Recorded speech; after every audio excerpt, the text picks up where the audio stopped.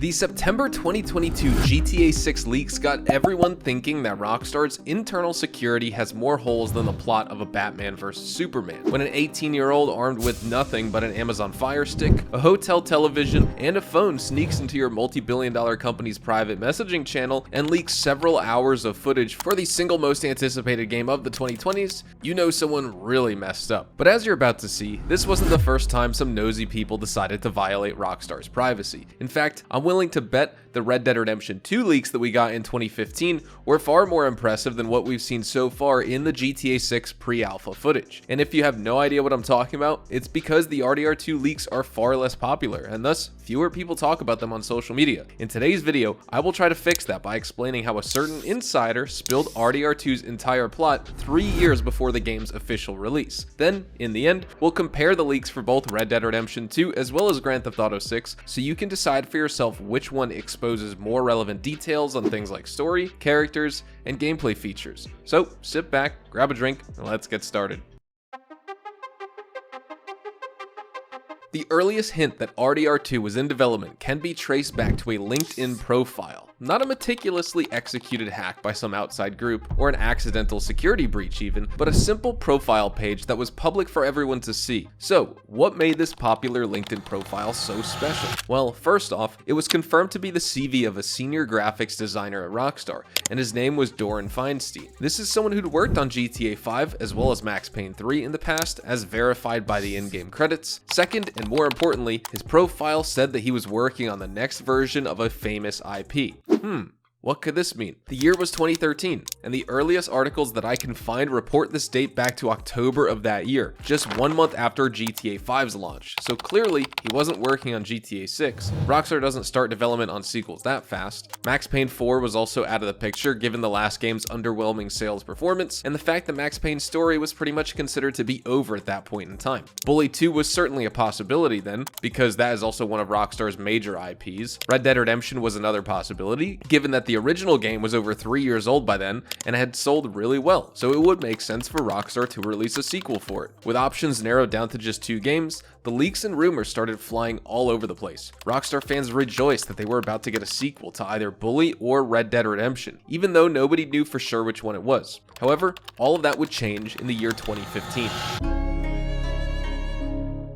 In March of 2015, a Reddit user by the name of Red Dead Insider made some bold claims that, if true, would mean the entire plot of RDR2 was now out in the open for everyone to see. Well, not the exact details on missions and who every side character was, but you know, the important stuff, like how the core premise of the story was centered around a gang of outlaws running from the Pinkertons. And this person even told us that the new protagonist will be called Arthur. For the cherry on top, Red Dead Insider said that our gang would have a Pinkerton, who we now know as Micah Bell. Keep in mind, folks, all this happened over 5 years before the game's official release, and over 3 years before the first trailer was ever seen. In a different post a few days later, the same person claimed that RDR2 would have all new biomes, which included snowy mountainous areas, plains, an island level, and that it would all culminate in Beecher's Hope.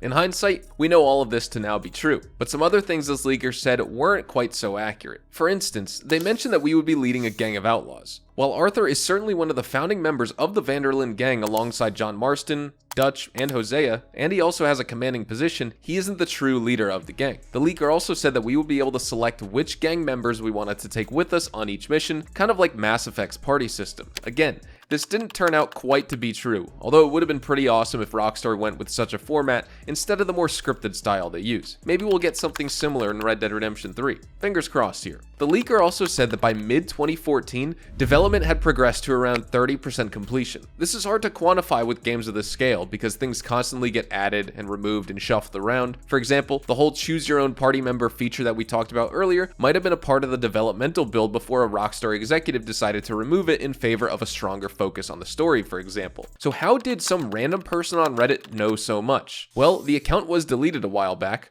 probably for legal reasons, but one of the things they said was that they had spent 6 years in the gaming industry, which is why they had so many insider contacts all over the place. So it is clear that one of the devs in the RDR2 team leaked this info to our friend Red Dead Insider. Apart from some of the hardcore Rockstar fanboys and gossip mills, most people didn't take this leaker seriously. First off, we didn't even know if Red Dead Redemption 2 was a thing.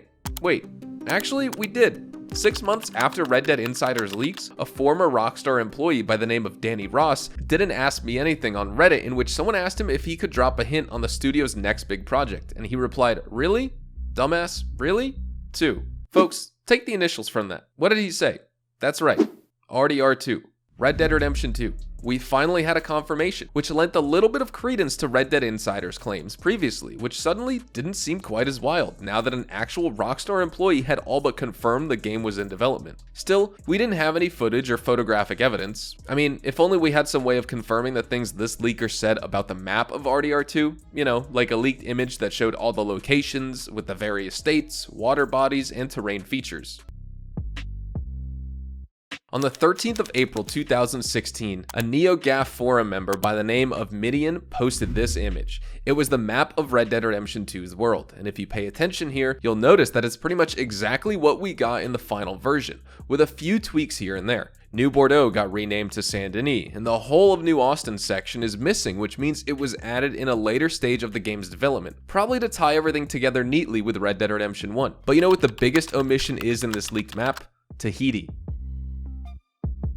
Alright, by now we have the game's core narrative, the name of the main character, and a leaked map that is pretty much identical to the final one except for the omission of New Austin. So, how about some in-game screenshots? Well, you won't believe this, but just 1 month after the leaked map released in May of 2016, we got an in-game screenshot of what looks like Arthur standing in a pre-release version of Black Bell's hideout. At the time, people immediately recognized this area as Thieves Landing, which is also present in the first Red Dead Redemption. However, certain details gave away the fact that this was on a different version of the Rage engine. I must give props to the folks on Reddit who know a lot more about the technical details of this stuff than I do, and they really dug in deep here, providing several pointers that indicated a brand new game. The screenshot's graphical fidelity isn't comparable to what we got in the final product, and it seems closer to RDR1, especially with that yellowish filter on top, which was a common thing in many games from the 2000s to maybe the early 2010s. However, as one Reddit user noted here, certain objects in the screenshot showed telltale signs of chromatic aberration. This is a graphical effect that smooths out edges and adds a type of color distortion that you might see in camera lenses, creating a red and blue aura on the sides of certain objects. The first Rockstar game to feature this setting was GTA5.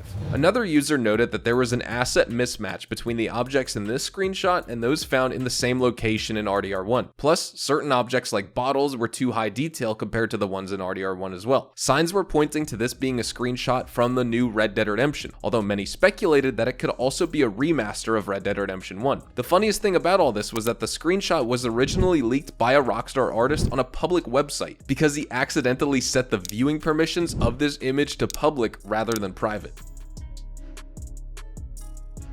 For the home stretch here, just 8 months before the official release of the game, we got details on the first-person mode, customizable tents, various purchasable items, and most importantly, details on Red Dead Online. The leaker mentioned a mode similar to a battle royale, which we now know as Make It Count, as well as Gun Rush in the PvP Showdown series. In October 2018, less than a month before the official PS4 and Xbox One release, someone in the PSN forums leaked all the trophies for the game.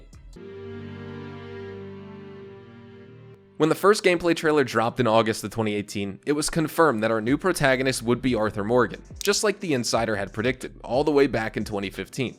But what else did he get right? The fact that our character would be part of a gang, and that we would be on the run from the cops. So, as you can see, pretty much the core theme of the plot. It had been sitting out there on a public Reddit thread viewed by thousands of people for more than 3 years. In a game that's as story focused as RDR2, you can see how this would be a big deal if it was leaked from a more official source rather than from some random with no photo or video proof. The GTA6 leaks so far are insane, don't get me wrong, but we still know next to nothing about the actual story of the game other than the fact that we'll have 2 playable characters called Jason and Lucia. We also have some more pre-alpha footage, which I have covered in a recent video, but while gameplay features can be added, removed, modified, changed, characters and core narrative themes are more likely to stay unchanged throughout the course of the development of the game. Plus, we also got the entire map of RDR2 as well as an in-game screenshot confirming the fact that it would be using an updated engine. In contrast for GTA6, we also have lots of details on the locations based on highway signs from the leaked footage. We know that GTA6 is also using a new version of the Rage engine based on the trailer released by Rockstar, which is all in-engine gameplay by the way, and it looks even better than RDR2. But what do you guys think? Now that you know about all the Red Dead Redemption 2 leaks, which game had the most insane leaks prior to its release? I think GTA 6's were definitely more popular, but in the case of Red Dead Redemption 2, I think that we saw a lot more a lot sooner. But overall, I guess we'll have to wait until GTA 6 releases next year to really find out, but let me know your thoughts in the comments below. Don't forget to like and subscribe if you want more of these videos. As always, I will catch you guys in the next one. Until then,